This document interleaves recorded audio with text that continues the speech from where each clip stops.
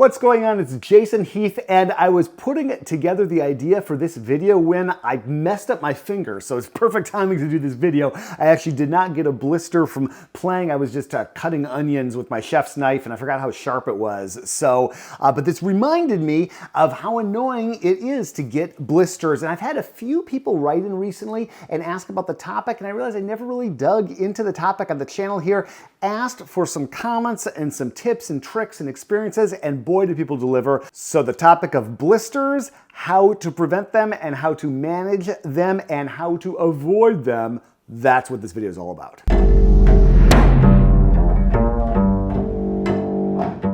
We dig into topics like this and much more in our weekly email newsletter. We feature community members, news of the week, what's happening in the bass world, monthly free sheet music giveaways. If you're not on the list, consider subscribing. I was sitting down to put this video together, and I just happened in the middle of the process to do this interview with great jazz bassist Thiroux, and I had to ask her the question about blisters and what she does when they pop up. So you got a blister right now, so that happens to you. Yeah. How do you... Does that happen a lot? How do you work through it? Do you pop it? Do you not pop it? Like how do you... To pop or not to pop, right? Yeah, right. Yeah, for me, it's like if I'm consistently, there's the one thing is like endurance, the difference between, for me, playing at home, like practicing and playing along to records, as opposed to like playing on the bandstand, because there's just a different level of heightened like intensity that I will play with, not like aggression or something, but it was just different energy. So, I mean, I play every day, almost every single day that I can. But like this weekend, we had 3 nights in a row, 2 sets a night, which isn't a big deal. But after the first night, I was like, oh, there's a little redness on my middle finger on my right hand. And then the second day, it was going to be more. But you could just, for me, I play through it. And I don't pop them, especially like if you're in a situation where you're not going to be near your home for a while, like if you're on the road, because then you run the risk of infection and things like that. I play through it. I play on them. If it's really bad, when you have like a little break, like just strum the strings lightly, because you kind of have to still keep that contact. It sounds terrible, but it does work. And then it's like mind over matter, because like by the last set, the first set on this third day, I was like, oh, I think I'm just gonna have to use my first finger the whole time. And I like to either use 2 at the same time or alternate. But then you just forget about it and you play through it. But yeah, I don't pop. And this is like a blister on a blister on a blister. So wow. Okay. Yeah. Okay, advice from a pro. That's good. And keep it dry. Keep it dry. Like, especially on vacation. I was talking about this with Carlos Enriquez. It's like, if you're like in the pool, like, keep your hand up, even if you doesn't have a blister, because it's such a, like a, I don't know, it's such a base thing. And I remember I actually got to take a vacation in last December to Maui.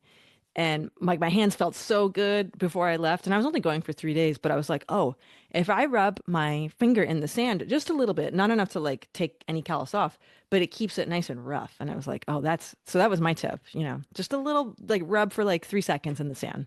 We got some great comments from all of you, and I just want to go through and kind of highlight everything, but definitely dig through and read the comments in that thread. Very interesting advice and from a lot of very experienced players. Big picture, we've got 7 key takeaways here from these comments, and the first one is build calluses through smart and regular practice. So just spending time daily, pizzicato practice, that's the number one through line that I heard through all these comments, and it makes sense. Just anything you do on an instrument or in life, getting some consistency in is super important. So starting slowly and easing into regular playing before gigs, especially if you've had a break, and that is me, Mr. Classical Playing. Whenever I see one of those Pops concerts coming up that I know has a whole bunch of pizzicato, I need to get ahead of it and spend time, even if I don't normally pizzicato a whole bunch in my given day-to-day life on the bass, I just try to get ahead and prepare, really look at my calendar and look at the repertoire. Also try short bursts of up-tempo practicing and then taking a break so that you ease into it without getting into the blister danger zone. This second point came up again and again, and it's something that I hadn't really thought about so much, but yeah, it makes a lot of sense.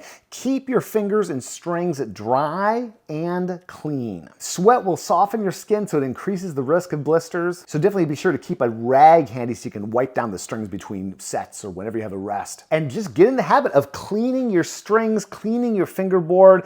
All that stuff that builds up on that adds a little bit of friction to the picture, and that's what we're trying to avoid when we're trying to not get blisters. If you're getting a blister or if you are in danger of getting a blister, then we get into the conditioning aids. And this is stuff you would use preemptively. One of my favorites was nose oil, just like getting some of that nose oil, interesting term for it, but makes sense, on your finger. People even suggested brine or surgical spirit dips, very interesting. And then something like super glue or new skin. Now the problem I've had with the super glue and with the new skin is that it does kind of change the tone of your playing, at least in my experience. And new skin has worked, but it seems to kind of like have limited effectiveness for me, at least. And then if you feel that blister coming during the gig, what can you do during the gig? Well, people suggested stop before the blister bursts, and there is some debate about popping blisters, not popping blisters.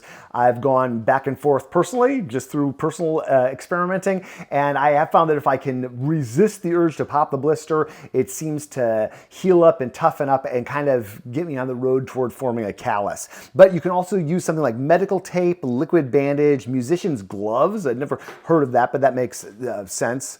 And in fact, my wife, that reminds me, my wife did, of all things, an isotoner gloves commercial back in the early 2000s, and there's this moment when the actress is about to play harp, and then the harp actually comes in, and so that's my wife's hands playing harp. Oh, you must try these stretch levels from Isotoner. You can do practically anything in them. Number 5, you can adjust your technique. So you can roll your fingers over the string or pluck with the side up to the second joint. That was a tip from Dan Robbins here in the Bay Area. Very interesting. Using 2 or 3 fingers, or maybe even all 4, like Niels Henning, Ørsted Petersen, to share the load. And it does kind of make sense if you think about it. If you have 2 fingers, you're distributing the displacement of the string among more fingers, or 3 fingers, or just alternating fingers. Those are all methods that can work. Number 6 is amplify properly. Don't try to force it out. So overplaying to hear yourself definitely seems to lead to faster blisters, and that's something that we can be very, it's an easy thing to fall into on the gig. I know that happened to me all the time. So using something like getting the amp up more like ear level, I believe Ron Carter does that, or just finding a way to be able to hear yourself better on the gig, that is going to lead you to be less likely to overplay, which will lead to probably fewer. Number 7 is thinking about your actual gear, and that could be lower string tension. I was using these very cool Tomastic prototype strings on my bass for quite some time, and they have a lovely lower tension. I believe they're going to be called Peter Infeld strings when they finally come on the market for bass. But now that I'm back on D'Addario Kaplan's, which I love and I've used for years, they definitely are tighter, and I can feel that impacting my playing. So yeah, just finding the right kind of string that's maybe a little lower tension, that can help everything. Also, just proper setup, and that could be having a little bit lower action, or taking your bass into a luthier and having them work to find an optimal string height for you. The wonderful bass luthier Joey Nager has said to me before, a good setup is a good setup. So what works for a jazz player should also work for a classical player, though there are probably some subtleties, and so definitely find a bass luthier near you. We've got a bass luthier locator on our website, and I will link up to that as well in the description below. My 3 takeaways from all these wonderful comments. Number 1, focus on maintaining dryness and building calluses. Number 2, the importance of your playing technique and the intensity you're putting into it. And number 3, the use of protective measures if you're caught in the moment and you need to just get through it. We're talking about the nose grease, we're talking about the Vaseline, we're talking about all those great comments. Thank you for participating in this video. If you left some comments, if you have an idea for a future video, leave that in the comments below, and check out what we've got linked up here for more along similar lines. Oh, you must try these stretch levels from Isotoner. You can do practically anything in them. Isotoner stretch levels. You have to wear them to believe them. This way.